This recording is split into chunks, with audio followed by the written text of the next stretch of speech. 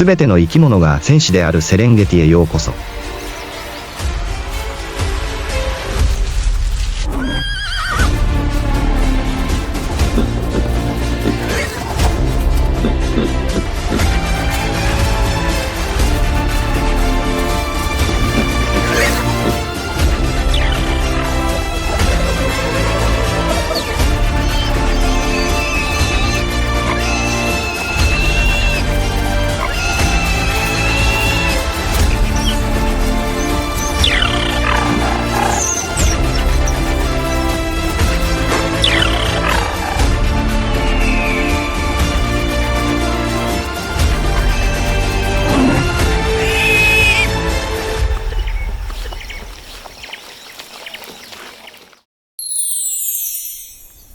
セレンゲティ、すべての魂が戦士である場所。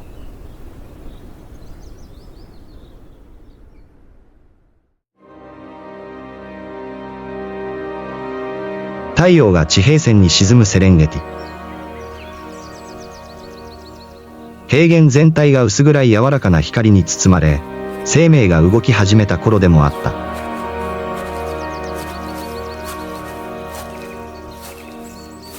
放置されたシロアリ塚のふもとで、小さな花が地面から顔を出していた。灰色がかった茶色の毛皮に、背中に規則的な黒い縞模様がある縞模様のマングースが、生きたレーダーのように耳を立てて早朝の空気を嗅いでいた。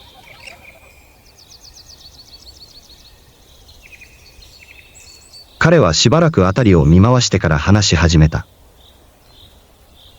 洞窟の中から群れ全体が機敏かつ警戒しながら小さな流れのように流れ出始めました。彼らは小さくて機敏ですが、侮ってはいけません。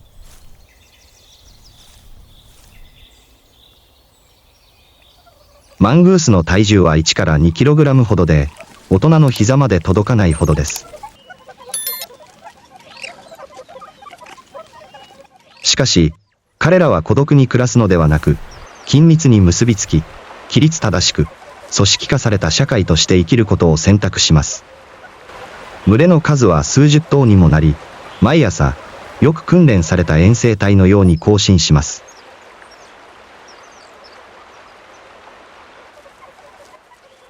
最初の太陽光線が地面に届くと、通常はリーダーである年長のメスが、短く鋭い鳴き声を連続して発します。それは、グループが散開し、茂みや岩山、低い草むらの中を半円状に移動する合図でした。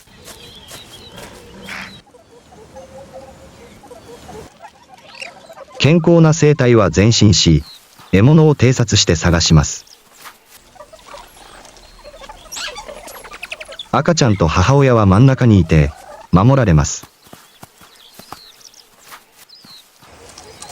他の数人は、常に高い位置、土の塚、木の枝などを維持し、見張り役として機能します。彼らの食性は驚くほど多様で、コオロギ、カブトムシ、ムカデ、クモ、鳥の卵など、乾いた土から掘り出せるものはすべて餌になります。マングースは昆虫や爬虫類だけを狩るのではありません。時々、ノウサギなどのより大きな獲物を狙うこともあります。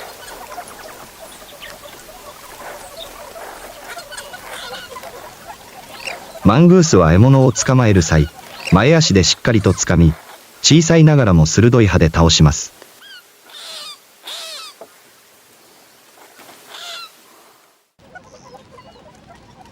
彼らは卵を割るために石を道具として使う方法さえ知っています。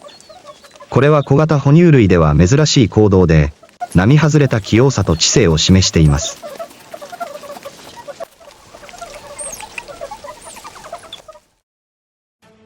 しかし、マングースが本当に目立っているのはその大胆さです。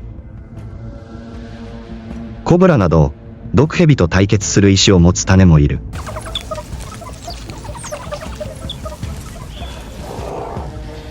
彼らは無作為に突進するのではなく、蛇を取り囲んで注意を分散させ、絶えず近づいたり後退したりしながら、致命的な噛みつきを与えるのに適切な瞬間を待ちます。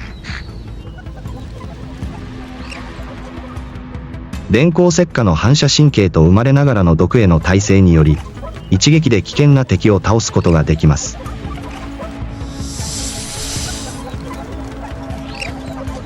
マングースは単なる単独の狩猟者ではなく、集団の目に見えない指揮のもと、集団で行動する戦術的な戦士です。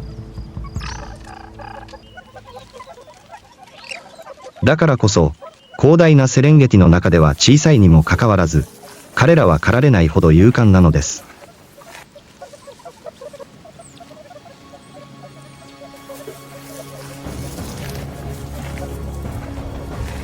群れから迷い出た一匹。遥か上空では、ワシの黒い影が静かに翼を広げて旋回していた。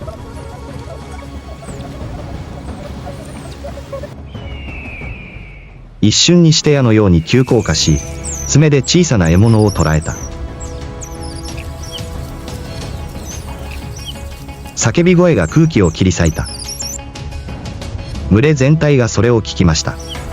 彼らは退却せず突撃した。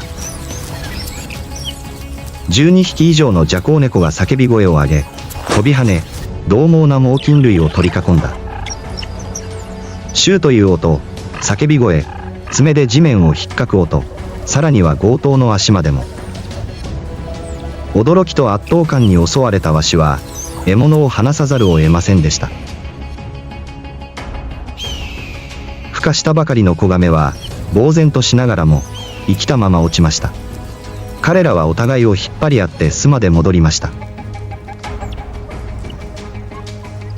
素早い。強い。小さな群れが空中捕食者を追い払いました。マングースがいれば、誰も取り残されることはありません。マングースの世界は、生き残ることだけではなく、共有と育成の上に成り立っています。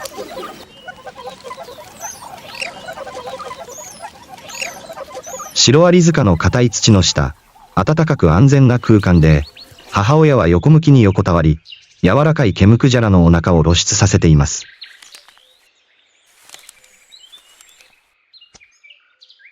目が開いたばかりの若い子牛たちは、弱々しく震えながら、ミルクを求めて小さな生き物のように丸まっていました。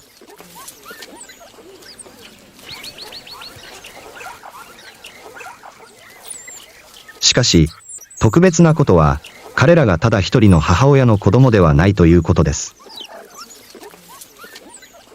コロニーでは多くのメスが同時に出産しますが、これは賢い進化戦略です。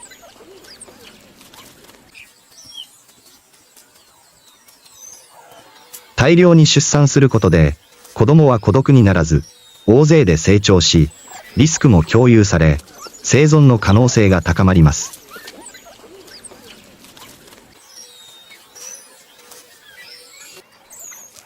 血統に関係なく、すべての子供は母親によって育てられます。胎児や元母親が、乳母としての役割を担い、交代で世話をし、授乳し、守る。群れ全体が一緒に育て、教え、愛します。獲物を見つける、逃げる、洗練された警報音を鳴らすなど、あらゆるスキルが集合的な遺産として受け継がれています。マングースの場合、知性は個体ではなくコミュニティにあります。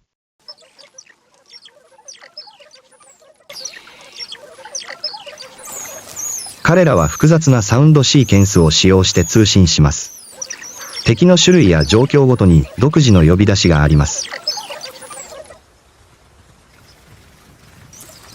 それは言葉には出ないが、驚くほど正確で効果的な言語です。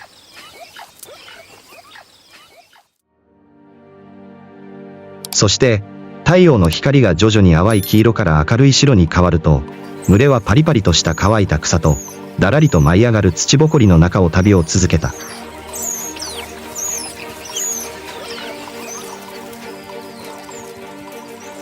遠くで、地面が重々しい音とともに静かに揺れた。別の生き物が近づいてきています。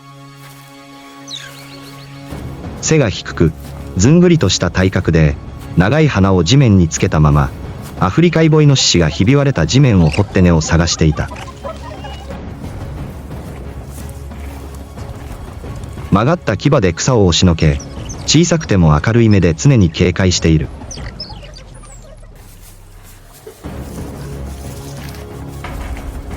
一見不器用だが、非常に用心深い生き物。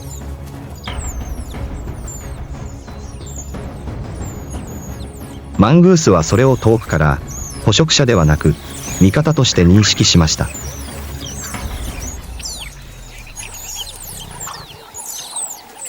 数匹が近づいてきて、ためらうことなく上手に豚の背中に登りました。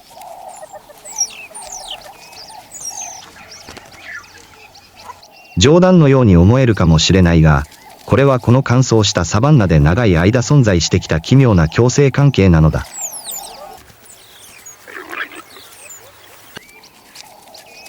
マングースはイボイノシシが寄生虫を捕まえるのを手伝い、イボイノシシの背中はマングースが捕食動物から身を守るための理想的な観察ポイントになります。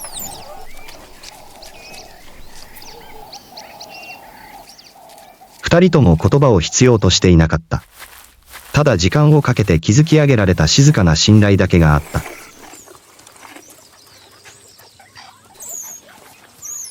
時には野生のスパの火のように見えることもありますが、マングースにとって、リラックスすることは決して警戒を解くことではありません。なぜなら、たった一度の突然の転がりで、何百キロもの筋肉が、洞窟の入り口を崩す巨石のように崩れ落ち、小さなハクビシンさえ一瞬にして押しつぶされてしまうからです。彼らはそれをよく知っています。そのため、たとえ仲間の背中に飛び乗ったとしても、マングースは常に十分な距離を保ち、必要に応じて常にバネのような姿勢で逃げることができます。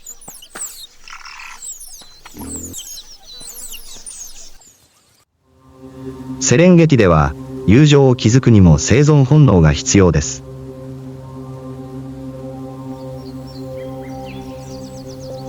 マングースが賢く機敏な戦士だとすれば、イボイノシシは足元のひび割れた大地のように静かで回復力があり、頑固な生存者だ。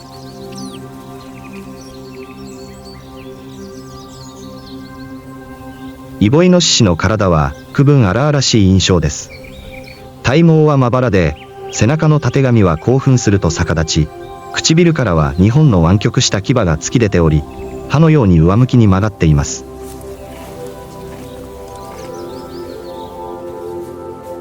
しかし、その荒々しい外見に惑わされないでください。その荒々しい皮膚の下には、強力な防御システムが隠されています。あの鋭い牙は威嚇のためだけのものではありません。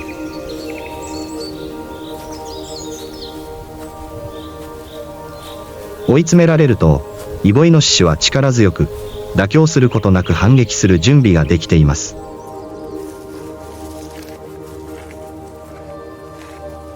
彼らは通常、単独または小さなグループで生活し、母親が子供を連れて、乾燥した谷、低い森林の端、または浅い水たまりの周りで静かに餌を探します。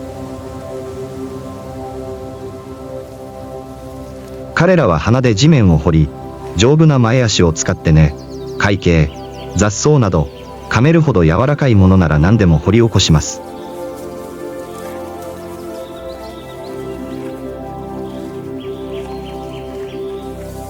時には死肉や排泄物も食べますが、賢い動物は好き嫌いをせず、ただ生き残ります。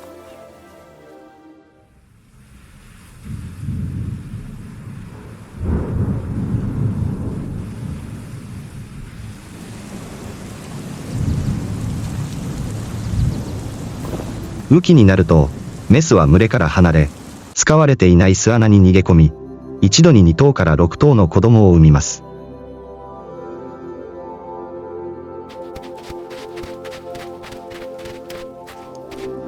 最初の数週間は巣穴からほとんど出ず、本当に必要な時だけこっそり抜け出します。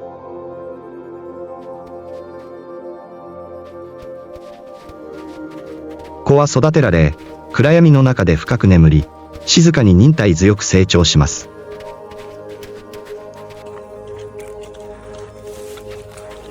彼らはなだめられるのではなく、最初のレッスンから生き残る方法を学びます。つまり、穴を掘ること、警戒すること、そして必要に応じて走ることです。イボイノシシは狩りをしません。しかし、それは彼らが弱いということを意味するものではありません。追いかけられると、彼らは信じられないほどの速さで突進し、尾をアンテナのように立てて、茂みの中をジグザグに走り抜けて追っ手を振り払います。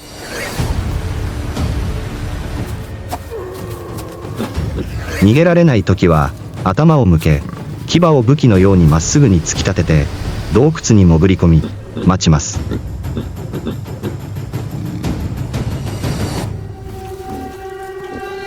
ライオン、ヒョウ、ハイエナ、どれも追い詰められたイボイノシシが危険な相手であることを知っています。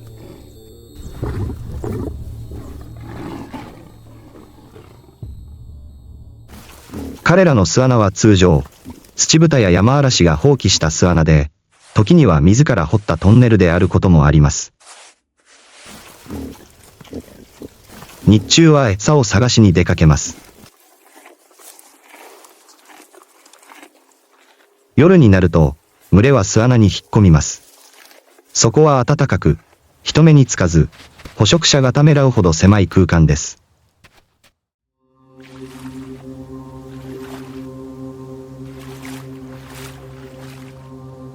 彼らは騒ぎ踊り自粛なく、狩りをせず、大きな群れを支配することもありません。しかし、彼らは忍耐強く、用心深く、ゲームから排除するのは非常に困難です。しかし、どんなに頑固であっても、イボイノシシは狩猟の渦から抜け出すことはできず、狩られ続けるのです。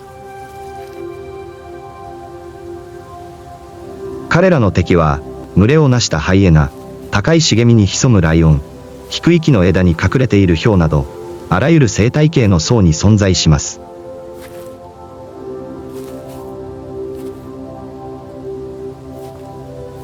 それぞれ戦術もアプローチも異なりますが、目標は同じで、未熟、鈍重、または不注意な個人です。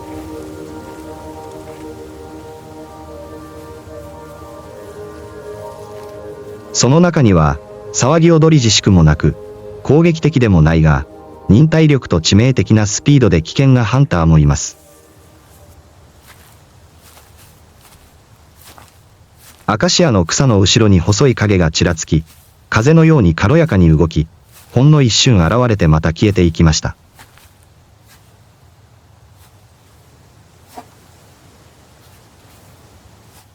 太陽に目を細め、前足を地面に触れないように持ち上げ、一歩一歩を呼吸に合わせて計算しながら歩く。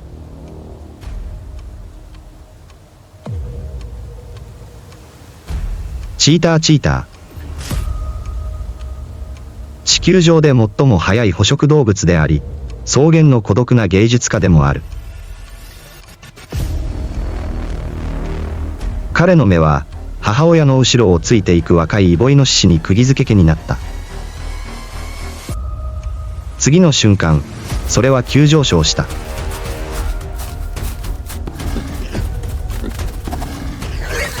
金色の竜巻が草原を駆け抜けた。イボイノシシは慌てて逃げた。母は頭を回して叫びました。時間がない。チーターは稲妻のように加速し、襲いかかり、倒し、獲物にまっすぐ噛みつきます。ほんの数秒です。すべての動きが遅くなりました。赤ちゃんは動かずに横たわり、最後にもう一度足をピクピクと動かした。チーターは吠えたりシューという音を立てたりせず、ただしゃがんで静かに食事を始めた。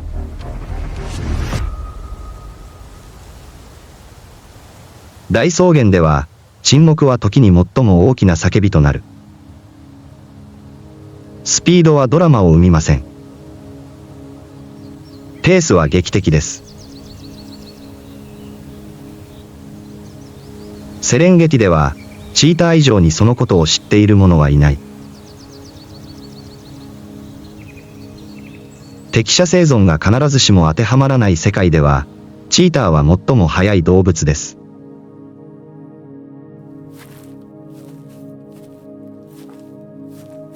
人間の目では追いつけないほど速く、獲物はそれがターゲットであることにさえ気づかないほど速い。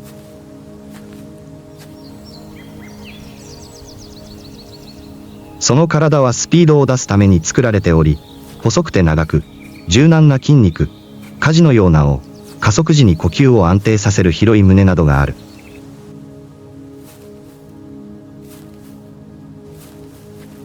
目は、目尻から唇まで伸びる2本の黒い筋で縁取られており、スピードティアのようで、正午に狩りをするときに太陽の眩しさを軽減するのに役立ちます。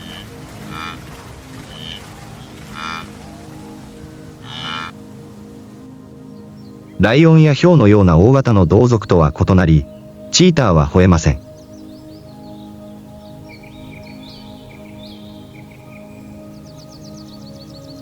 それは小さく鳴くだけで、柔らかく、軽く、寂しげな、ほとんど鳥のような音を発していました。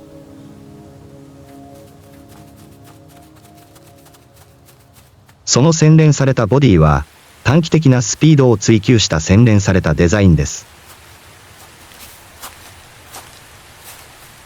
わずか数秒で時速100キロ以上にも達しますが、そのため狩りは毎回賭けになります。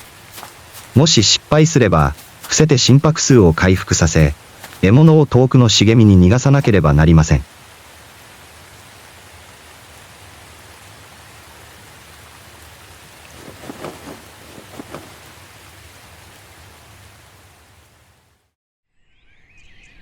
チーターは日中に狩りをします。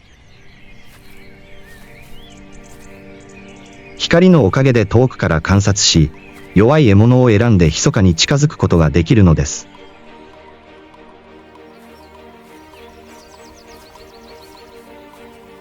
一度の突進、一度の正確な飛びかかり、それで十分です。獲物は主に小型のカモシカ、ノウサギ、大型の鳥で、最後のシーンのように時折若いイボイノシシも登場します。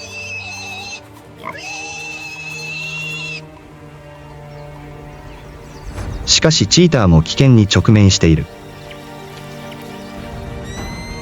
盗難被害に遭いやすいです。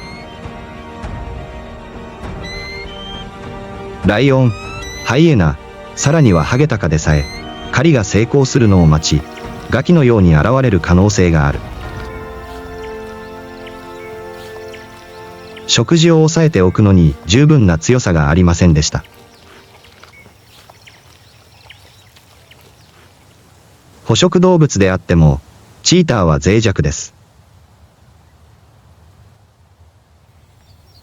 産卵の時期になると、メスは匂いで知らせます。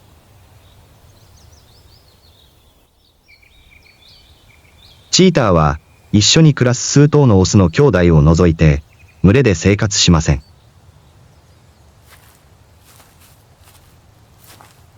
オスがやってきて、交尾し、そして去ります。残りはすべてあなたの肩にかかっています。90日以上の妊娠期間を経て、2から6匹の子供を産みますが、子供は小さく、目が見えず、完全に親に依存しています。彼らは茂みの中にうまく隠れており、発見されないように頻繁に移動しています。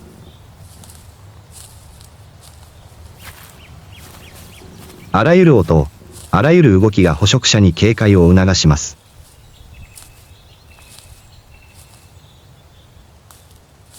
死亡率が高い。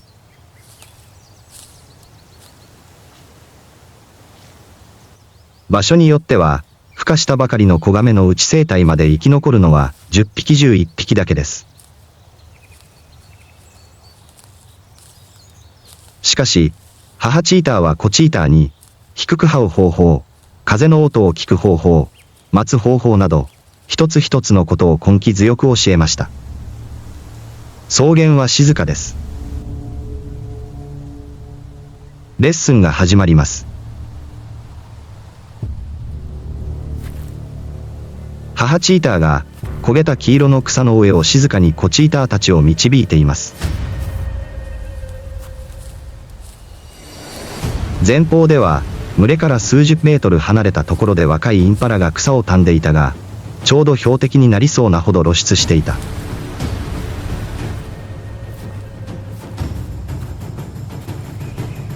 母ヒョウは物に目を凝らしながら身を低くしている。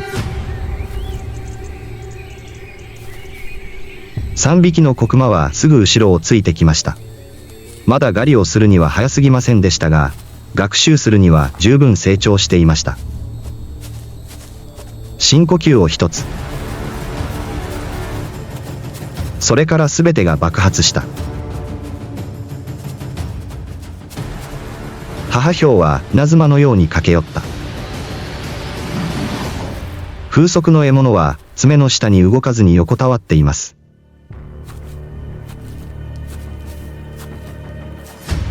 群れは突進していった。彼らは混乱しながらも熱心に噛み、引っかき、引き裂きました。空腹のせいではありません。でも、初めて血を味わったから。狩りは終わった。チーターは草原を支配しているわけではない。それは王でもなければ強盗でもない。それは沈黙、正確さ、そして少しの幸運で生きるスピードアーティストです。そして一歩踏み出すごとに死に至る土地で、チーターは死よりも一拍早く歩くことで生き残ります。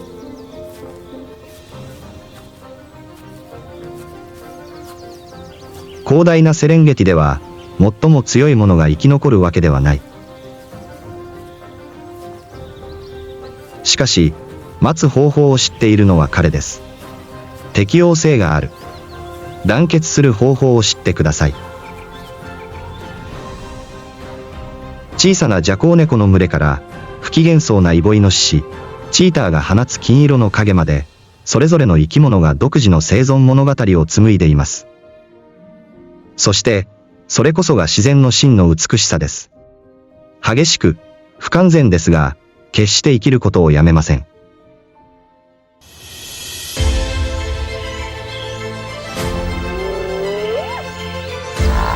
生と死が一瞬で隣り合わせにある草原。ここでは、躊躇する余地はありません。すべての生き物は狩るか狩られるかを選択しなければなりません。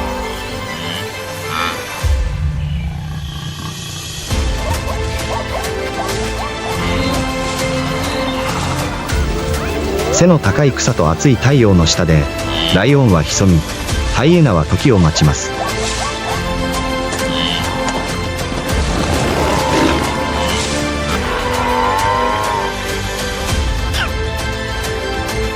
彼らは食料のためだけでなく、支配権や生存のためにも戦います。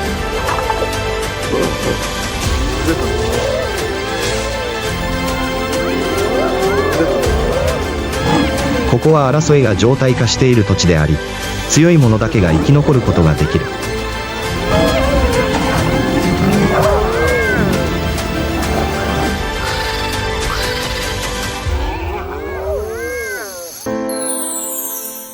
ライオンとハイエナ。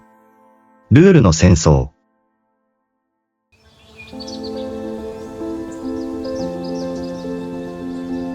赤い太陽が地平線に低く沈み、私たちの足元の乾燥したひび割れた大地を隅々まで焦がしていた。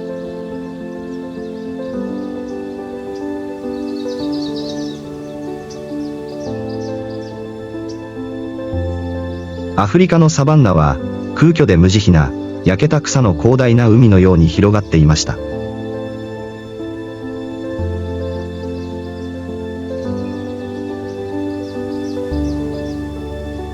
ここでは人生は技術、勇気、スピードで得られる特権です。幸運は永遠に続くことはない。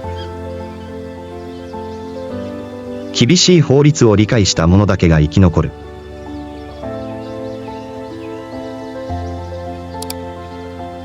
そして、その絵の真ん中に、力で支配するライオンと、策略で挑むハイエナという二つの名前が、この土地の古来の呪いのように響き渡る。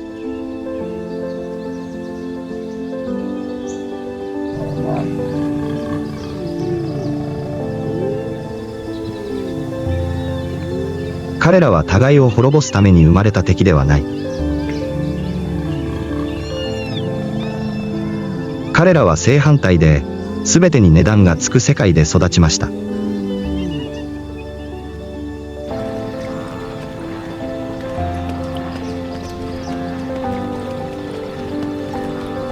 ガゼルの一歩一歩、シマウマの鼓動、浅い水たまり一つ一つが、命がけの追跡劇の火種となる可能性がある。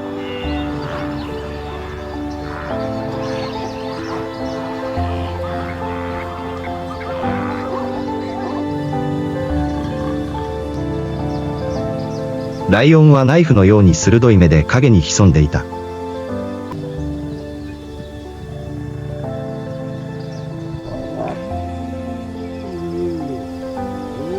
ハイエナは急ぐことなく、しかし常に準備を整えながら、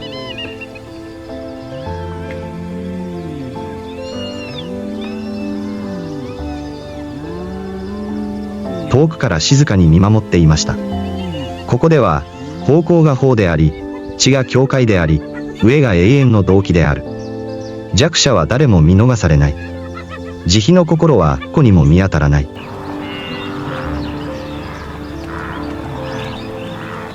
しかし、あらゆる襲撃や逃亡への背後には、機能する生態系、つまり全ての生命が崩壊しないように守る堅固な鎖がある。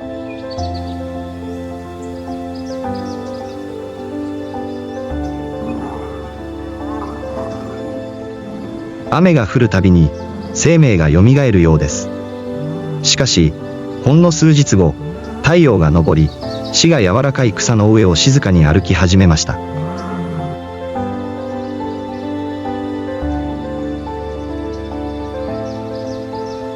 ここは、偉大さと意志の両方において最も偉大な生き物が試される場所です。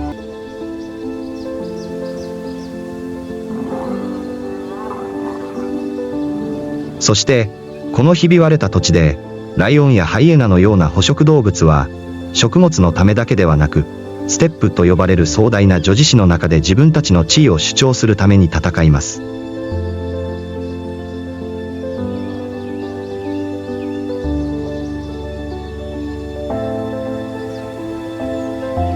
アフリカのサバンナの灼熱の太陽の下、影が雄大に、そして毅然と動いていた。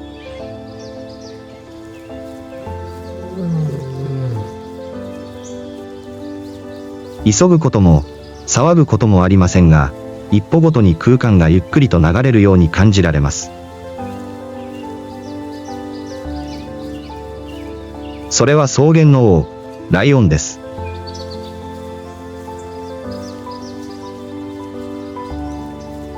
しかし、ここでの王位は強さだけから得られるものではありません。それは血と規律、何百万年もの進化を通じて磨かれた本能、そして何よりも自然の循環におけるかけがえのない役割によって築かれています。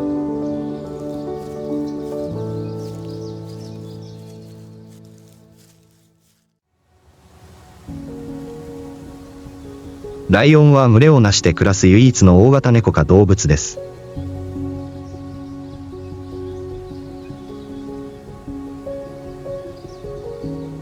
社会単位は平均8から15人で構成されますが、30人以上になることもあり、各個人には明確な立場と役割があります。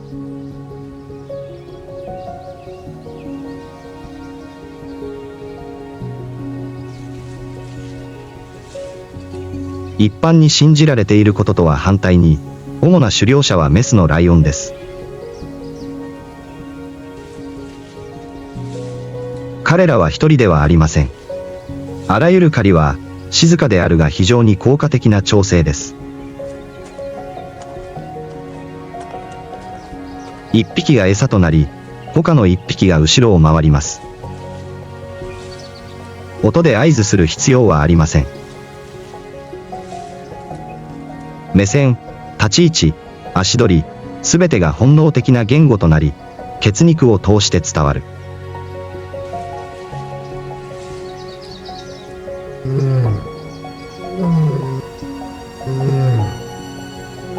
最大時速60キロの逃走速度と急加速能力により、メスライオンはわずか数秒で獲物に近づくことができます。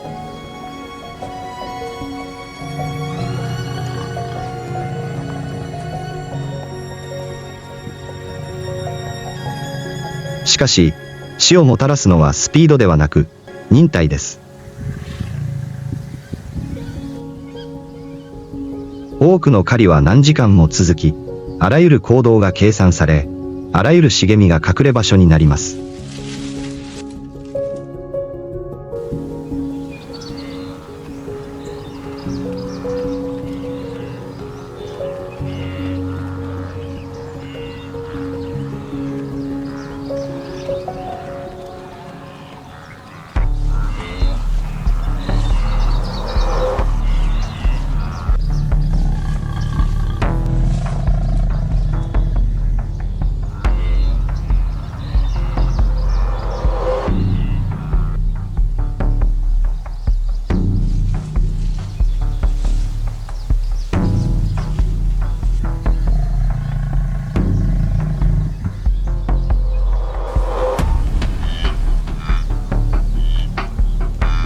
時が来たら飛びかかる。たった一撃で物の命を奪った。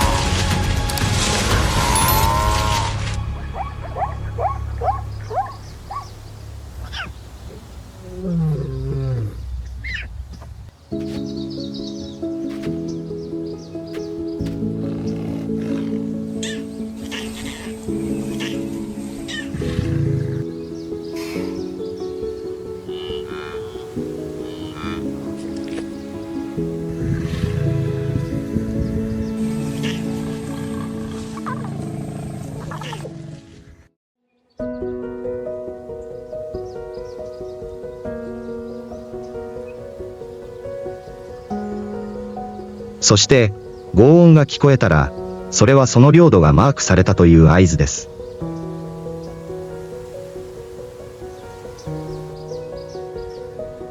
理想的な条件下では、ライオンの方向は最大 8km 離れた場所から聞こえます。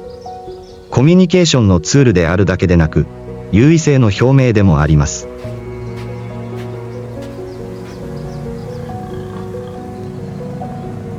それを聞いた見知らぬ人は、自分が歓迎されない場所に入ってしまったことを知るだろ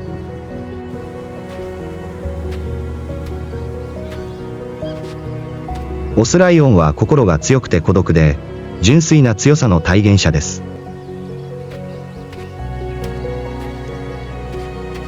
厚いたてがみを天然の鎧として備え、メスライオンほど頻繁に狩りをすることはなく、番犬のような役割を果たします。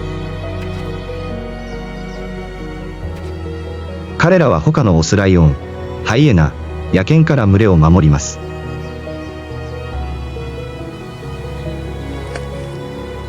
そして、2頭のオスライオンの対決はどれも本当の戦いであり、引っかき傷、噛みつき、さらには吠え声までもがどちらが支配者にふさわしいかを決めるのです。群れを率いるオスライオンの平均寿命は通常、わずか3から5年です。そして、より強いものと入れ替わるか、追い出され、傷つき、静かに悲劇の中で孤独に残りの日々を過ごすことになる。しかし、その統治期間中は、繁殖、警備、そして群れ全体の安定維持に責任を負います。新しいオスライオンが群れを乗っ取ると、自分の子ではない子ライオンをすべて殺します。残酷な行為だが、そこには明らかな生物学的理由がある。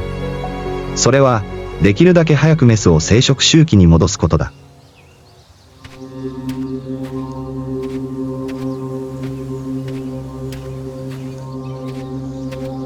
ライオンは分別な殺人者ではありません。それどころか、殺すたびに生態系の調整に貢献しているのです。彼らは主に、年老いて動きが鈍く、病気の獲物を狩り、病気を広める可能性のある個体を群れから排除します。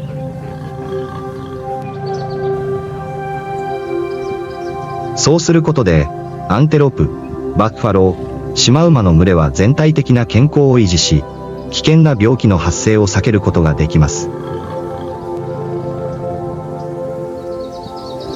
草食動物の個体数が生態系の収容力を超えないのもライオンのおかげです。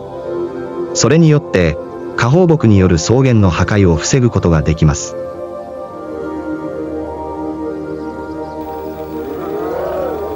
演が終わると、死骸の残骸はハイエナ、ハゲワシ、キツネ、さらにはハエや微生物の餌となる。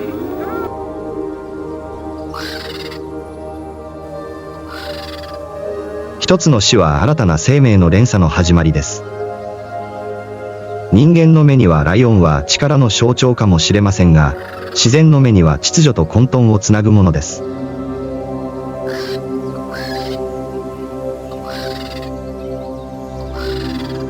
もしある日ライオンがいなくなったら、サバンナは二度と元には戻らないでしょう。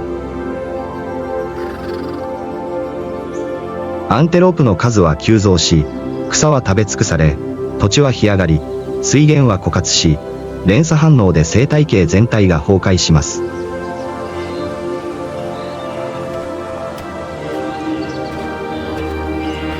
つまり、ライオンは単なるハンターではないのです。それはバランスキーパーです。自然の混沌とした流れの中での安定の生きた象徴。それは生と死を隔てる最後の境界です。そして、夕方の赤い光の中で吠えると、子熊だけでなく草原全体が静まり返って耳を傾けているようでした。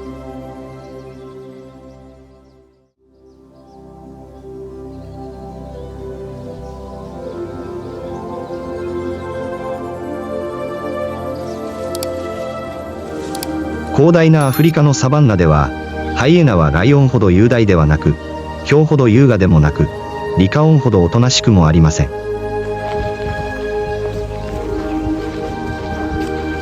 しかし、この過酷な土地において、ハイエナは最も回復力のある生き物の一つです。腐肉食動物と呼ばれるハイエナは長い間、卑劣さ、日和見主義、不潔さの象徴だと誤解されてきた。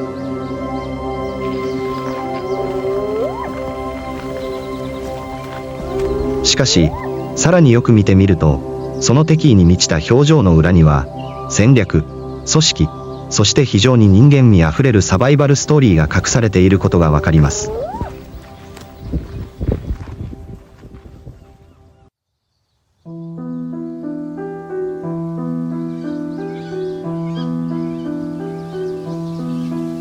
アフリカで最も一般的な種であるブチハイエナは、数頭から80頭を超える大きな群れで生活しています。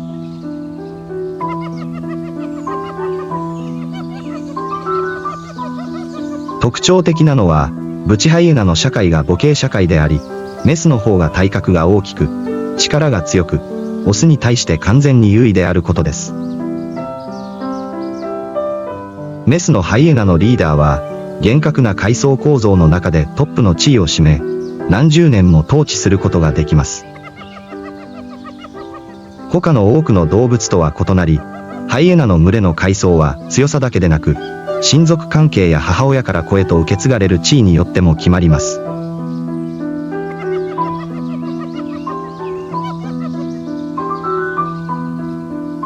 ハイエナの最も印象的な特徴は、の並外れた顎にあります。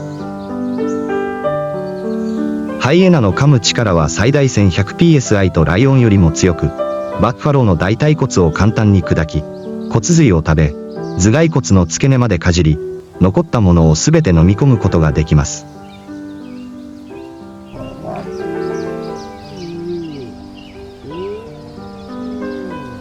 彼らは非常に強い胃を持っており、皮膚、腱、骨など、ほとんどすべての有機物を消化することができます。多くの種が柔らかい部分だけをついばむのに対し、ハイエナは獲物を最大限に利用し、何も無駄にしません。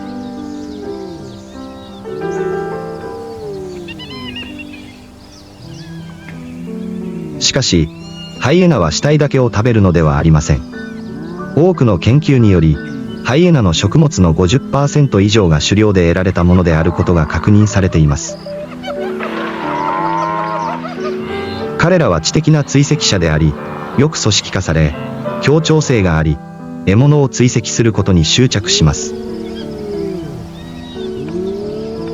ライオンのように急に加速することはないが、持久力に優れ、何キロも疲れることなく走り続けることができるため、獲物は徐々に疲れて倒れてしまう。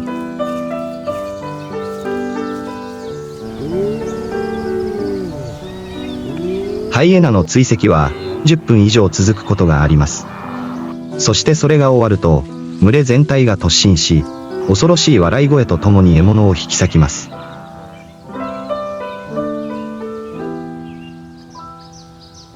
笑いは実はハイエナが使う豊かな音声コミュニケーションの形態の一つです。彼らは、うめき声、遠吠え、吠え声、轟音など、10種類以上の音を発することができます。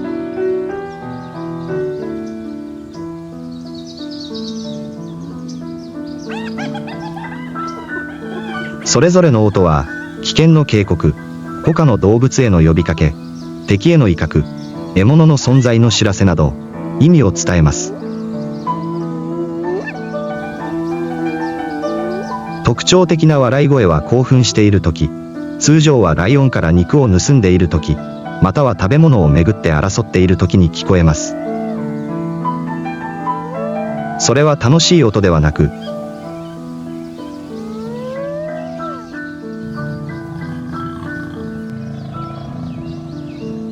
緊張と挑戦の象徴です。ハイエナは賢く忍耐強いだけでなく、優れた記憶力と学習能力も持っています。彼らは、様々なライオンの群れの行動を監視し、弱い個体を特定し、弱点を見つける方法を知っています。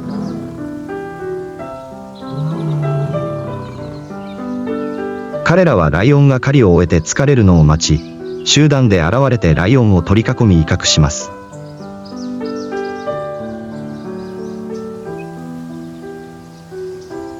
状況によっては、数が圧倒的に多い場合、ハイエナはメスライオンにさえ獲物を放棄させて退却させることもあります。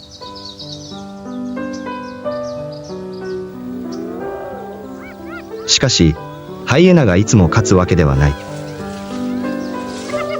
オスライオンが現れると、ハイエナの優位性はたちまち消え去る。大人のオスライオンは、わずか数分間で2から3頭のハイエナを殺すことができます。多くの紛争では、ライオンはハイエナを食べません。ライオンは脅威を取り除き、警告し、秩序を維持するためにのみハイエナを殺します。しかし、ハイエナは決して姿を消しませんでした。それどころか、ライオンが減少した多くの場所ではライオンが繁栄しています。ハイエナは適応力が高いため、乾燥した場所や住宅地の近くで生活し、ゴミや死骸から食べ物を探したり、小さな獲物を狩ったりすることができます。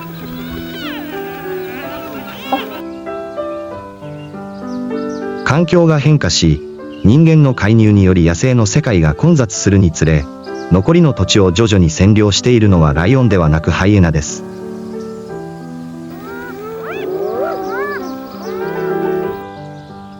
ハイエナは恐ろしい動物と考えられていますが、その性質は人間とそれほど変わりません。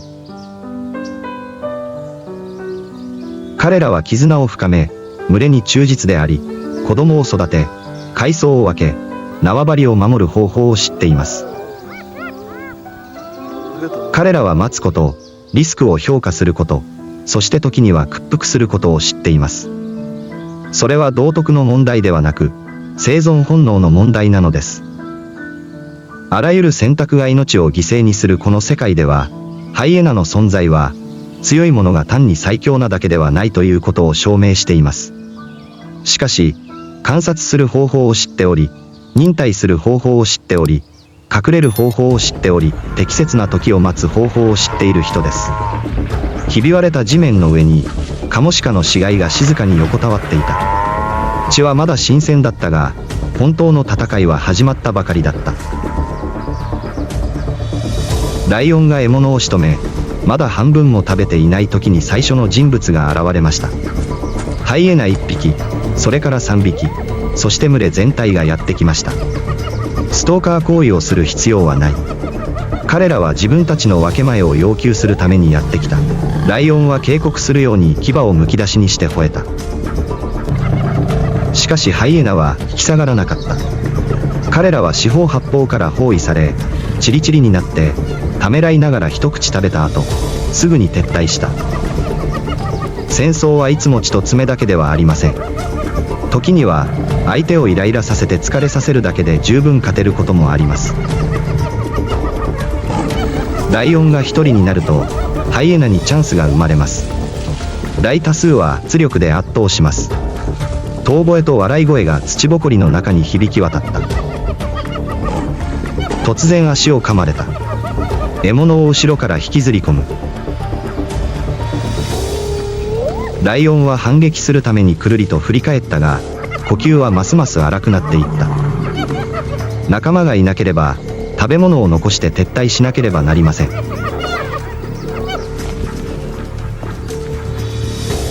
しかし、オスライオンが現れると全てが変わります。濃い黒のたてがみを持つ大きな影。歩き方はゆっくりだが威嚇的。ハイエナは止まりました。じゃあ逃げろよ。オスの一度の襲撃でハイエナの首を折ることができます。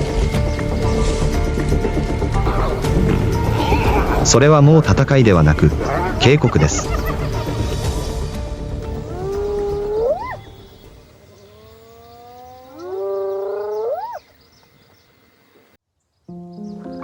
ライオンとハイエナの対決は単なる強盗行為ではない。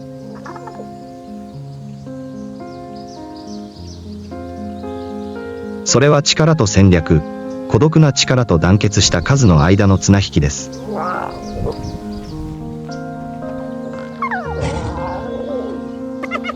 永遠に勝利する人はいない。誰も全ての食事を保存するわけではありません。しかし、全ての戦いは、身体に、記憶に、そして獲物から離れない目に痕跡を残します。轟音と笑い声の中、ライオンの雄大なシルエットとハイエナの忍耐強いよろめきの間で、サバンナは回転し続けます。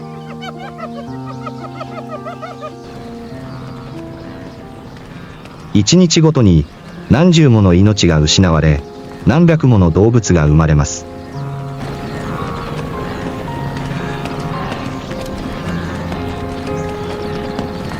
それは自然の容赦ないサイクルであり、残酷でありながら完璧です。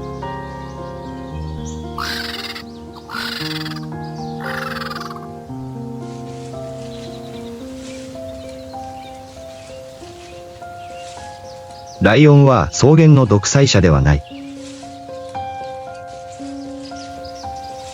ハイエナも単なる日和見主義者ではありません。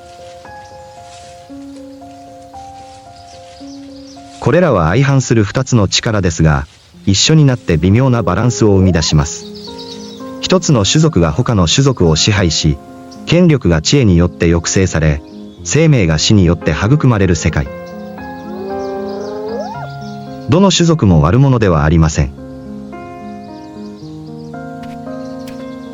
あらゆる襲撃、あらゆる噛みつき、あらゆる獲物をめぐる戦いは、本能、生存の行為です。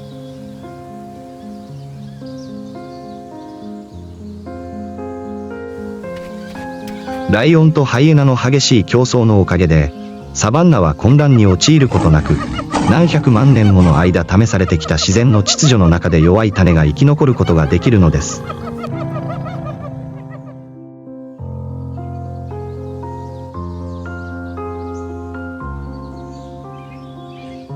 しかし今、その脆弱な境界が脅威にさらされています。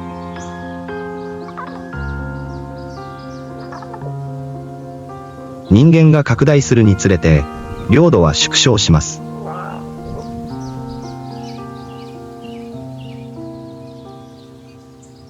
狩猟、汚染、気候変動が進むにつれ、古代の支配者たちは徐々に後退していった。そして、どちらか一方、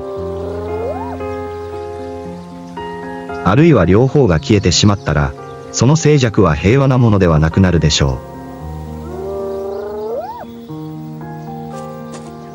それは失敗の兆候です。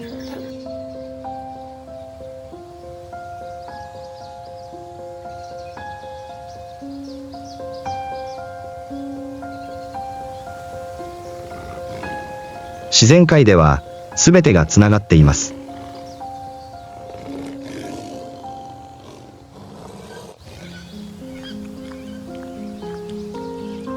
ライオンは油断しないためにハイエナを必要としている。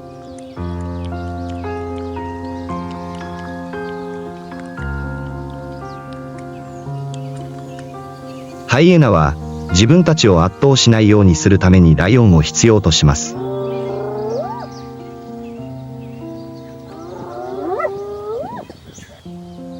そして両者にとって大地の一雫一雫の地、地面に残る足跡が長く激しく壮大な物語の意味を帯びている大草原が必要なのだ。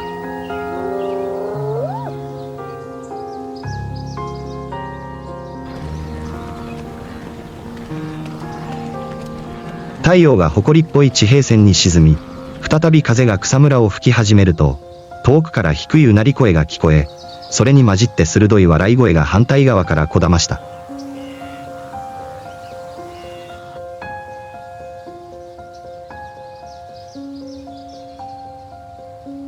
大草原は眠っていない。